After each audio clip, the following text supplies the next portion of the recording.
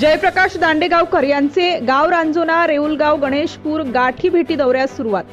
वसमत विधानसभा मतदारसंघाचे निवडणुकीचे बिगुल वाजलेले आहे। जयप्रकाश दांडेगावकर यांनी भेटीगाठी करण्यासाठी सुरुवात केली आहे। आज रोजी खांडेगाव सर्कलमधील गणेशपूर रेऊलगाव रांजोना या गावी शेतकऱ्यांच्या भेटीगाठी घेतल्या। यावेळी श्याम कदम, दौलत हुंबाड, गोविंदराव ढेंबरे, चंदू पाटील, भगवानराव कावडे, खांडेगाव सर्कल प्रमुख तुकाराम साळवे, पंडितराव सवंडकर, सखाराम ठोंबडे, सरपंच राम पाटील साळवे, कुंडलिक साळवे, तंटामुक्त अध्यक्ष गंगाधर साळवे, महादू भोरे, ओम साळवे व गावकरी मंडळी उपस्थित होते। यासाठी पाहत रहा धुमाकूळ महाराष्ट्र न्यूज। प्रतिनिधी बालाजी पांचाळ, वसमत। दांडेगावकर साहेबाला आपण 25-30 वर्षापासून पाहता। साहेबांचा स्वभाव हा सरळ आहे। कोणाला खोटं बोलायचं, कोणाला गोडगोड बोलायचं, कोणाला करतो, पाहतो, बघतो, हे काही गावातल्या सामान्य माणसाने ज्याला निवडणुकीचा गंध नाही, जो कधी कुठल्या गावच्या ग्रामपंचायतमध्ये उभं टाकत नाही, सोसायटीला उभं टाकत नाही, त्या माणसानं मागच्या 2019 मध्ये त्यांच्यासाठी पैसे खर्च केले। त्या सगळ्या कार्यकर्त्याला वाऱ्यावर सोडण्याचं काम केलं। आज गावागावात यायलेत, चुकलो म्हणायलेत, मी सोयराय म्हणायलेत, मंदिरासमोर हनुमानाची शपथ खायलेत, डॉक्टर बाबासाहेब आंबेडकरची शपथ खायलेत की बाबा मागच्या वेळेला कोणला चुकलो असेल, विचारात चुकलो असेल, माणसं मंदिरात चुकलो असेल, कुणी करतो तो समोरचा माणूस हा फक्त गळ्यामध्ये हात टाकणार आहे, गोडगोड बोलणार आहे। आपण या निवडणुकीमध्ये विचारपूर्वक मतदान करावं। दांडेगावकर साहेब दूरदृष्टी असणारं व्यक्तिमत्व आहे। उद्याच्या 20 तारखेला सगळ्या राजवासीयांनी दांडेगावकर साहेबांच्या पाठीमागे उभं टाकावं आणि महाविकास आघाडीच्या माध्यमातून या निवडणुकीला आपण त्या ठिकाणी सामोरं जाणार आहोत। शिवसेनेचे आपले सगळे सहकारी असतील, काँग्रेसचे मित्र असतील, यांना सगळ्यांना सोबत घेऊन की आपल्या या निवडणुकीला आपण सामोरे जाणार आहोत। आपली तुतारी ही निशाणी आहे। या तुतारी या निशाणीवर 20 तारखेला आपण सर्वांनी मतदान करावं एवढी आपल्याला विनंती करतो आणि तत्वाची लढाई असायची। मागच्या 7-7.5 वर्षातलं भाजपचं राजकारण आणि 10 वर्षातलं दिल्लीतलं राजकारण पाहिलं तर तत्व, विचार, गरीब माणूस, विकास, खेडे, शेतकरी हे कुठंही या सरकारच्या नजरेसमोर नाहीत। फक्त सत्ता टिकवणं, खुर्च्या मिळवणं, आमदाराची फोडाफोडी करणं, पैसे देऊन आमदार खासदार फोडणं, सरकार स्थापन करणं, ज्या पक्षातून निवडून आले त्या पक्षाला बैमान होणं, दुसऱ्या पक्षात जाणं, हे चित्र आपण मागच्या 2.5-3 वर्षात महाराष्ट्रात बघतो। त्या महाराष्ट्राला छत्रपती शिवाजी महाराजांचा वारसा आहे। शाहू फुले आंबेडकरांच्या विचारावरती चालणारं महाराष्ट्र मागच्या 2.5 वर्षात अत्यंत गढूळ या राजकारण्याने करून टाकलंय। ही परिस्थिती आपल्या सगळ्या सर्वसामान्य माणसाला, खेड्याला, शेतकऱ्याला, मजुराला, गोरगरिबांना परवडणार नाही। देशात 80% लोक गरीब आहेत, पण गरिबाचं प्रतिनिधित्व करणारी माणसं मागच्या 2-3 निवडणुकीमध्ये आपण कमी निवडून द्यायचं।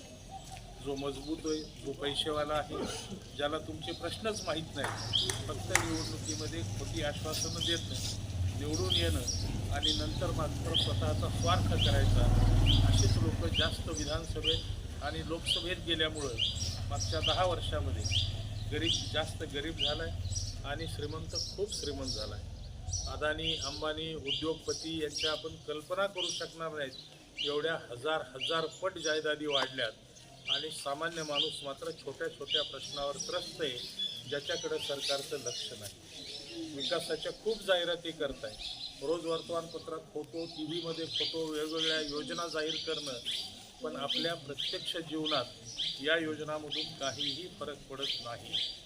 योजना अशा असल्या पाहिजेत की त्या योजनेतून वर्षात, 2 वर्षात, 4 वर्षात, 5 वर्षात माणसाला स्वतःच्या पायावर उभं राहून स्वतःच्या उत्पन्नावरती जीवन जगता आलं पाहिजे।